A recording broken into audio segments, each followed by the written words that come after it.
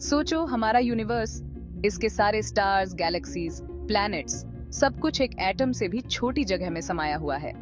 यही है big bang theory का मूल। हमारा यूनिवर्स लगभग 13.8 बिलियन साल पहले एक बहुत ही गर्म और घने स्टेट से शुरू हुआ था। ये स्पेस का फैलाव था। इस थ्योरी का नाम एक छोटे से पॉइंट से तेजी से फैलने के विचार से पड़ा है। शुरुआती यूनिवर्स फंडामेंटल पार्टिकल्स, क्वार्क्स, लेप्टन्स और उनके एंटी पार्टिकल्स का एक अविश्वसनीय रूप से गर्म और घना सूप था। इतना गर्म कि एटम्स भी नहीं बन सकते थे। इसके बजाय यह कॉस्मिक सूप लगातार आपस में टकराते और एक दूसरे को नष्ट करते हुए पार्टिकल्स से भरा हुआ था। जैसे जैसे यूनिवर्स का विस्तार हुआ, यह ठंडा होता गया। इस ठंडेपन ने पहले प्रोटॉन्स और न्यूट्रॉन्स, जो एटॉमिक न्यूक्लियई के बिल्डिंग ब्लॉक्स हैं, को बनने दिया।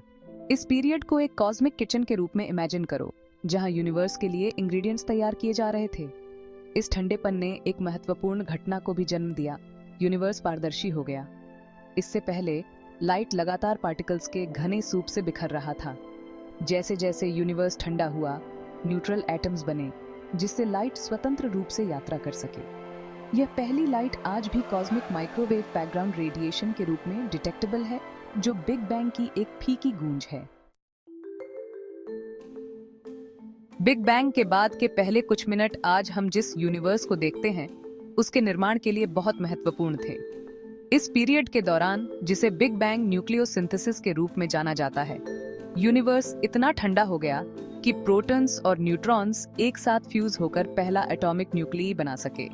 इस प्रक्रिया ने मुख्य रूप से भारी मात्रा में हाइड्रोजन और हीलियम का निर्माण किया, जो यूनिवर्स में दो सबसे हल्के एलिमेंट्स हैं। लिथियम और बेरिलियम की थोड़ी मात्रा भी बनी थी। आज यूनिवर्स में इन लाइट एलिमेंट्स की अबंडेंस बिग बैंग थ्योरी के लिए मजबूत सबूत प्रदान करती है। हालांकि यूनिवर्स अभी भी इतना गर्म था कि इलेक्ट्रॉन्स इन न्यूक्लियाई से बाइंड नहीं कर सके और स्टेबल एटम्स नहीं बना सके। लगभग 380,000 साल बाद तक, जब यूनिवर्स काफी ठंडा हो गया था, तब जाकर इलेक्ट्रॉन्स आखिरकार न्यूक्लियई द्वारा कैप्चर्ड किए जा सके, जिससे पहला न्यूट्रल एटम्स बना। सेक्शन 4। न्यूट्रल एटम्स के बनने ने यूनिवर्स के एवोल्यूशन में एक महत्वपूर्ण मोड़ ला दिया। चूंकि लाइट अब बिखर नहीं रहा था, यूनिवर्स पारदर्शी हो गया, जिससे आखिरकार पहले स्टार्स और गैलेक्सीज बन सके। ये पहले स्टार्स बहुत विशाल और अल्पकालिक थे। अपने कोर्स में हाइड्रोजन और हीलियम का फ्यूजन करते थे, और जब वे सुपरनोवा के रूप में फटते थे, तो यूनिवर्स में भारी एलिमेंट्स की सीडिंग करते थे। इन तारकीय विस्फोटों ने स्टार्स और प्लैनेट्स की आने वाली पीढ़ियों के लिए इंग्रेडिएंट्स के साथ आसपास के गैस क्लाउड्स को समृद्ध किया। अरबों वर्षों में ग्रेविटी ने मैटर को एक साथ खींचा, जिससे गैलेक्सीज और गैलेक्सी क्लस्टर्स जैसी विशाल कॉस्मिक स्ट्रक्चर्स का निर्माण हुआ। इन गैलेक्सीज के भीतर नए स्टार्स बनते रहे, जिससे आज हम विविध और विस्मयकारी यूनिवर्स का निरीक्षण करते हैं। बिग बैंग के सबसे सम्मोहक साक्ष्यों में से एक है कॉस्मिक माइक्रोवेव बैकग्राउंड या CMB रेडिएशन। 1964 में खोजी गई बिग बैंग की यह फीकी आफ्टरग्लो यूनिवर्स की एक झलक पेश करती है, जैसा कि यह सिर्फ 380,000 साल पुराना था। CMB तापमान में उल्लेखनीय रूप से एक समान है, जो दर्शाता है कि शुरुआती यूनिवर्स अविश्वसनीय रूप से होमोजीनियस था।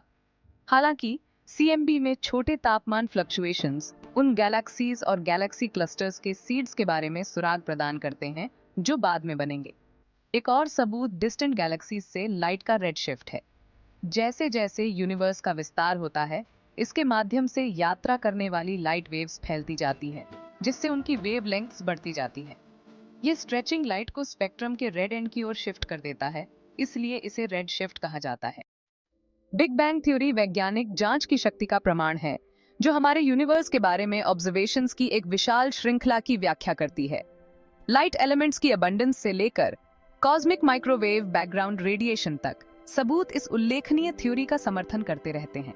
हालांकि बिग बैंग गहन प्रश्न भी उठाता है, जो वैज्ञानिकों को इंट्रीग करते रहते हैं और ब्रह्मांड के बारे में हमारी समझ को चुनौती देते हैं। बिग बैंग से पहले क्या था? हमारे एक्सपैंडिंग यूनिवर्स का अल्टीमेट फेट क्या है? इन रहस्यों को उजागर करने की खोज वैज्ञानिक एक्सप्लोरेशन को आगे बढ़ाती है, ज्ञान की सीमाओं को आगे बढ़ाती है और उस विशाल और लगातार विकसित हो रहे यूनिवर्स के बारे में आश्चर्य को प्रेरित करती है, जिसे हम घर कहते हैं।